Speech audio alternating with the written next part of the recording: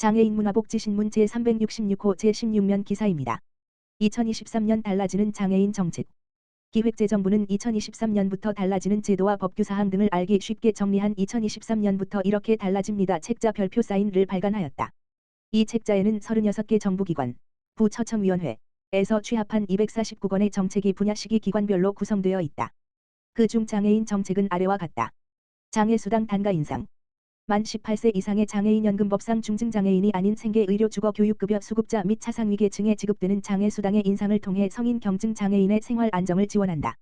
2015년 이후 유지되었던 장애수당 단가, 제가 월 4만원, 시설 월 2만원, 다 2023년에 50% 인상, 제가 월 6만원, 시설 3만원, 된다. 장애수당 단가 인상을 통해 23년 총 41만 명의 만 18세 이상 경증 장애인의 소득 보장이 확대된다. 아울러 장애인복지법 시행규칙 개정에 따라 주소지와 관계없이 모든 읍면 동에서 장애, 아동, 수당 신청이 가능하다. 65세 미만 노인성 질환 장애인의 활동지원급여 신청 허용. 장애인 활동지원 제도는 장애인의 일상에 가장 밀착하여 생활을 지원하고 삶의 질을 개선하는 기반이 되는 서비스로 2023년 1월 1일부터 65세 미만 노인성 질환이 있는 장애인도 활동지원급여를 신청할 수 있다. 이에 따라 65세 미만 노인성 질환으로 장기요양급여를 이용하는 장애인도 활동지원급여를 신청할 수 있고 서비스 지원 종합조사 결과에 따라 장기요양급여에 더해 활동지원급여를 추가로 이용하는 방식으로 서비스를 이용할 수 있습니다. 이에 노인성 질환으로 장기요양을 이용하고 있는 약 2,700여 명의 장애인분들이 추가로 활동지원급여를 이용할 수 있을 것으로 기대된다. 발달장애인과 장애아동 돌봄 서비스 확대. 발달장애인을 위한 긴급돌봄 시범사업을 새롭게 추진하고 주간활동 서비스, 발달재활 서비스 및 중증장애아동 돌봄 서비스 확대를 통해 장애인 돌봄이 한층 두터워진다. 4월부터 발달장애인 보호자의 입원, 경조사 등 긴급상황이 발생하는 경우 일시적, 한 주일으로 24시간 돌봄을 지원하는 시범사업을 추진한다. 또한 성인 발달장애인의 낮활동을 지원하기 위한 주간활동 서비스 제공시간이 월 29시간 확대, 125시간 154시간 되고 주간활동 서비스 이용자에 대한 장애인 활동지원 서비스 차감도 축소 폐지된다. 발달장애인 부모 및 가족의 심리적 부담을 완화하고 양육 역량을 강화하기 위한 부모상담 부모교육 가족휴식 대상자를 확대합니다. 2.5만 명 3만 명. 한편 장애아동의 건강한 성장 발달을 위해 발달재활 서비스의 지원 대상을 1만 명 확대하고 6.9만 명 7.9만 명. 월 바우처 지원액이 3만 원 인상, 22만 원 25만 원 됩니다. 또한 중증장애 아동을 둔 가족의 돌봄 부담 경감을 위해 연간 돌봄 지원 시간을 120시간 확대, 840시간 960시간 합니다. 장애대학 원 생지원 체계 강화. 2023년 4월 19일부터 장애대학 원 생애 학습권 보장을 위한 대학 및 국가의 지원 체계가 강화된다. 국가 차원의 장애인 고등교육지원센터의 설치 지정 및 운영으로 대학에 재학하는 장애 학생에 대한 통합적 지원이 제공된다. 대학의 특별지원위원회 위원 참여 범위를 명확히 하고 장애 학생 지원센터장이 대통령령으로 정하는 자격을 갖추도록 해 장애 학생 지원에 대한 전문성이 강화될 예정이다. 또한 장애 학생의 개인별 수요를 조사하여 수립한 개인별 교육 지원 계획에 따라 각 대학이 장애 학생을 지원하도록 의무화됩니다. 장애예술인 창작물 우선구매 조치 마련. 2023년 3월 28일부터 장애예술인이 생산한 창작물의 우선구매에 필요한 조치를 마련된다. 22-9-27 개정 장애예술인 문화예술 활동 지원에 관한 법률 시행. 국가지방자치단체 공공기관은 장애예술인이 생산한 창작물의 우선구매에 필요한 조치를 해야 한다.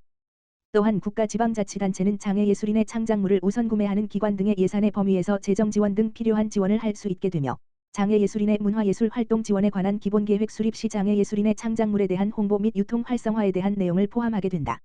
장애인에 대한 소방안전교육 강화. 5월 16일부터 소방기본법 개정으로 소방안전교육 대상의 장애인을 포함하는 내용을 법적 의무화함으로써 유형별로 소방안전교육을 실시한다.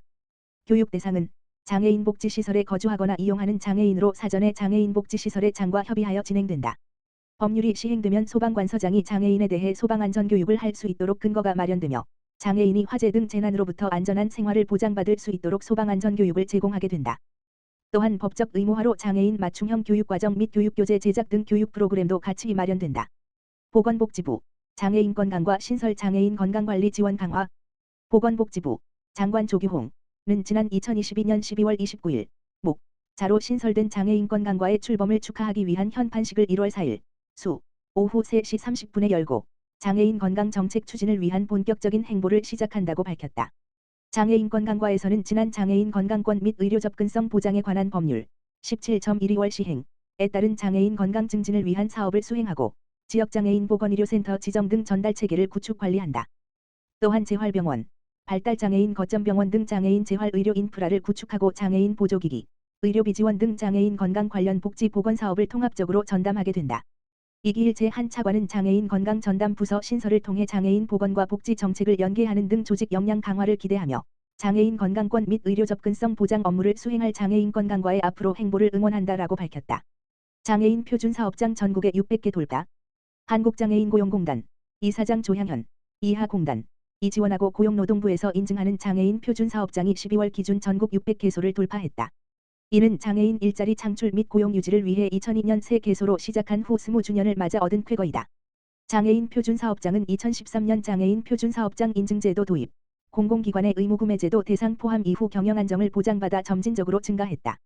2008년 대기업이 주체가 되는 자회사형 장애인 표준사업장이 도입된 이후 2019년 컨소시엄형 장애인 표준사업장 등 표준사업장 유형 다양화를 통해 대기업, 지자체, 사회적 기업이 표준사업장 설립에 참여할 수 있도록 하였다.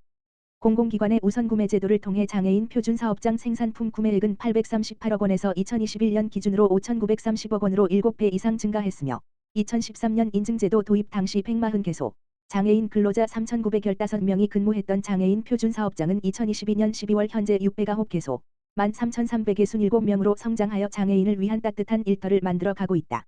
공단은 양적 성장기를 넘어 성숙기로 도입한 장애인 표준사업장의 새로운 발전을 위해 직무 및 산업 확대를 배하고 있다. 문화체육예술 분야의 장애인 표준사업장 확대를 위해 제도 개선을 지속 추진하고 게임 및 이커머스 분야 주요 기업과 업무 협약을 체결하여 신정부 정책과제에 발맞춘 이트 관련 장애인 표준사업장 설립을 지원하고 있다. 또한 지방자치단체의 설립을 제안하여 공공기관, 지자체가 공동 참여하는 컨소시엄형 표준사업장 설립을 위한 준비에도 박차를 가하고 있다. 공단 차정훈 고용촉진이사는 장애인 표준사업장의 지속가능성을 높이기 위해 현안 과제를 충실히 추진해야 할 시기라며 안정적인 장애인 일자리 창출을 위하여 다양한 장애 적합 직무 개발과 표준사업장 설립 유형 확대에 최선을 다하겠다고 밝혔다.